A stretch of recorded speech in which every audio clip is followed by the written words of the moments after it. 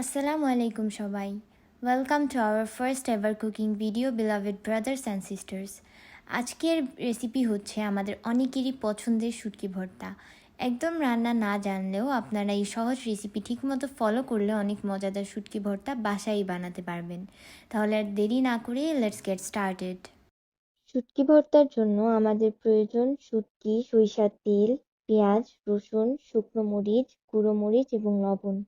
প্রথমেই একটা প্রিহিটেড প্যানে সামান্য সরিষার তেল দিয়ে দিচ্ছি। আমি আগে থেকেই পরিমাণ মতো শুটকি ভালো করে কেটে ধুয়ে রেখেছিলাম। এখন সেই শুটকিগুলোই তেলে দিয়ে হালকা ভেজে নিব।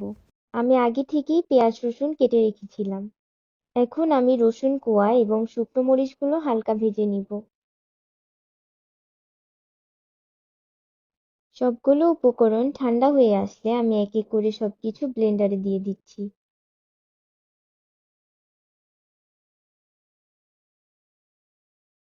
সাথে সামান্য সরিষার তেল দিলে এর স্বাদ দ্বিগুণ বেড়ে যাবে।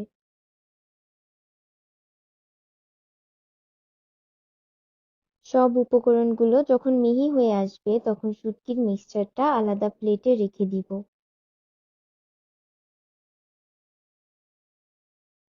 এখন আমি প্যানে পরিমাণ মতো সরিষার তেল দিয়ে গরম করে নিব।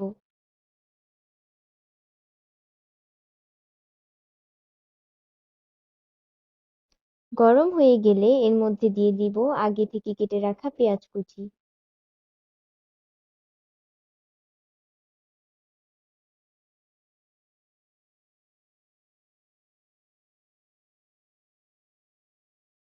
পেঁয়াজগুলো ভাজতে ভাজতে যখন হালকা বাদামি রং হয়ে আসবে তখন দিয়ে দিব গুঁড়ো মরিচ এবং পরিমাণ মতো লবণ।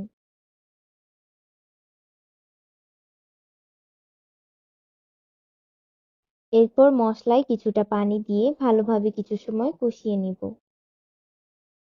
মশলার উপরে যখন তেল ভেসে উঠবে তখন দিয়ে দিব আগে থেকে ব্লেন্ড করে রাখা শুকনা মরিচ, রসুন এবং শুটকির মিশ্রণ। এখন মিডিয়াম আঁচে 10 থেকে 15 মিনিটের মতো শুটকির এই মিক্সচার নাড়াচাড়া করে রান্না করে নিব। শুটকি থেকে যখন পানি একদম শুকিয়ে যাবে তখন বুঝে নিতে হবে শুটকি ভর্তা রেডি। এখন শুটকি ভর্তাটা সুন্দর করে পরিবেশন করুন and bon appétit!